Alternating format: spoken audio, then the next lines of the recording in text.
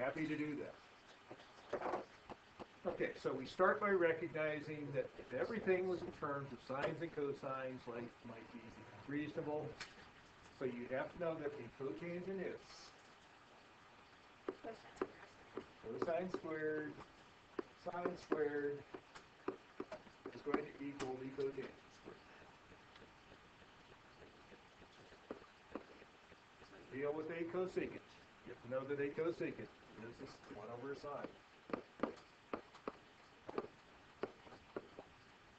Agreed there. The next thing I need to do is get common denominators.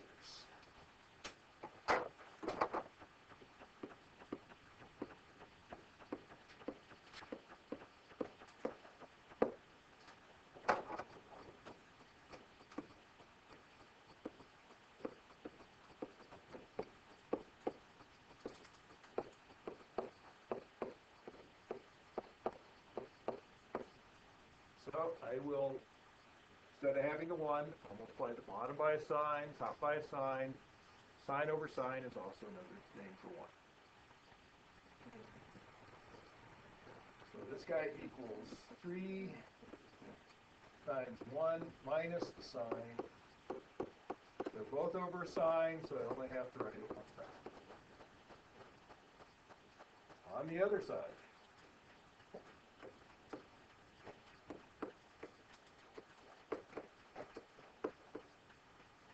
still have the cosine squared over the sine squared.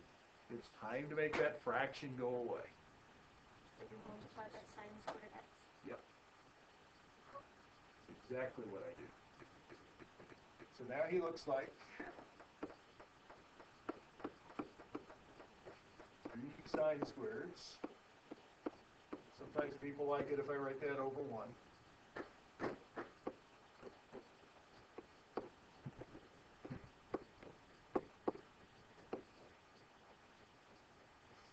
Which looks like that.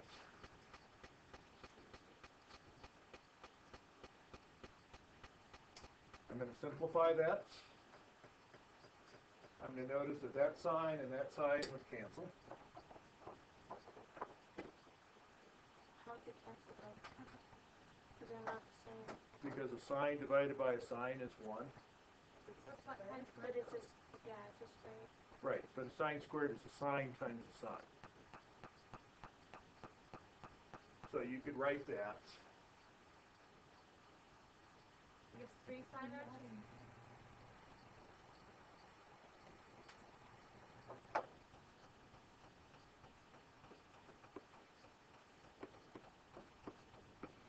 Three sine, sine. So you just get rid of one of them?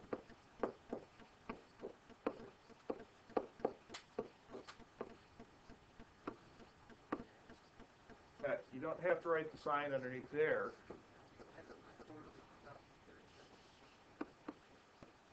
So I could have written the sign out there instead. And then I could say that the sine over sine is 1. And so I don't have to write that. So now I have a cosine squared, 3 sines, 1 minus the sine. My whole goal is just to try and get x by itself. That's all I'm trying to work to do. So in doing that, I'm going to go ahead and distribute through.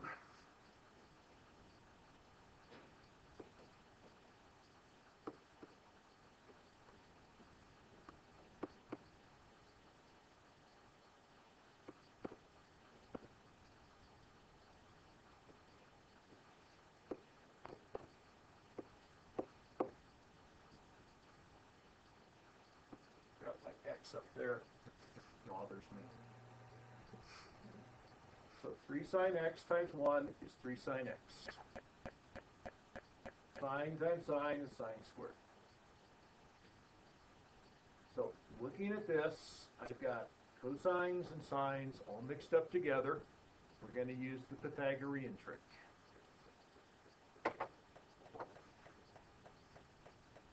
It's going to mess you up if I just keep working down the board.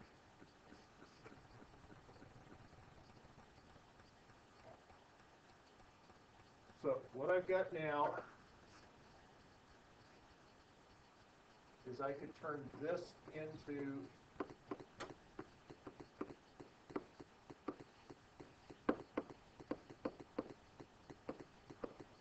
How do you know that?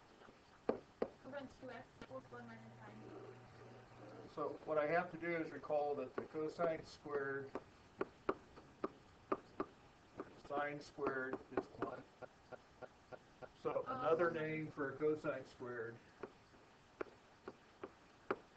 is 1 minus sine squared. The one I did earlier was I said that another name for a sine squared was 1 minus a cosine squared.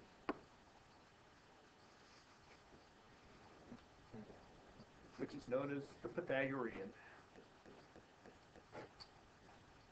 Well, things are not looking too great, but they're getting...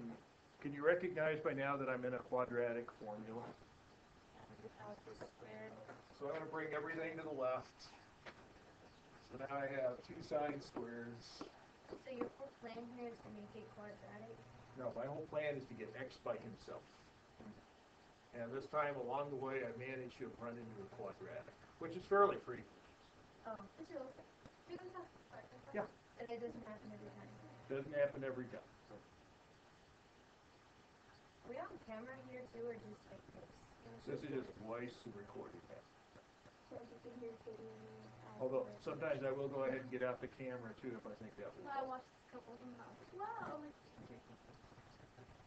Are they useful or not? I mean, Yeah, they're useful. okay. Except you only have like 3 views, and I think 2 of them are me and 1 is Katie. That's what I was I guessing. watched one. And that's fine, folks. If it helps one person, it's worthwhile. Yeah. Two. I don't know. Except I goofed. Wouldn't Is that it a be 4 plus? sine x squared? Because if you added 3 sine to that side? No. A minus sign? Oh, okay. I agree. You're going to find out that something like you can't add and subtract. That's typical when we start to get hard things like this. The simple skills go out the window. What did she just point out? It was a... She saw it. Am I okay at this point? Now, if you don't like going through the quadratic formula, you certainly can look to see that they will factor. Most of the ones I would give you would factor. So looking at this, can you see that you would have to have a 2 sine and sine x here, end up with a sine squared. And the last one would have to be a 1 to end up with plus 1. You've got to end up with a minus 3. So I would use a minus and a minus, because those two together make a minus 1 sine.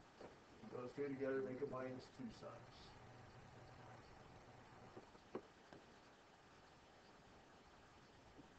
Which now means that 2 sine of x minus 1 equals 0. X minus 1 equals 0.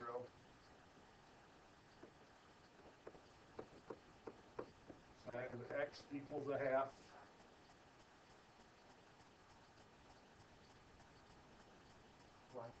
Can you put it into the quadratic formula too?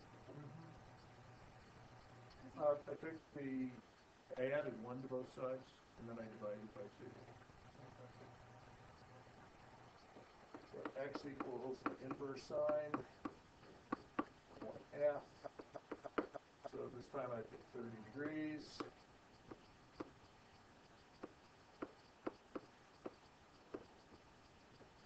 You can get that one on the calculator. This one you have to know you go 180 minus the answer for sines.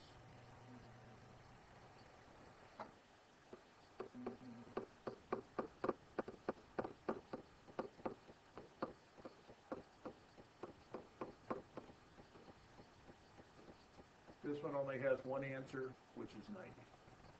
I suppose you could prove that by saying that 180 minus 90 also gives you the 1.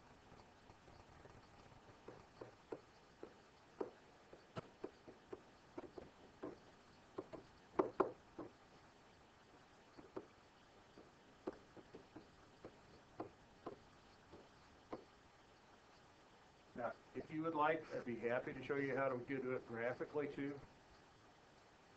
That's the other option. Will you tell us quadratic? Sure.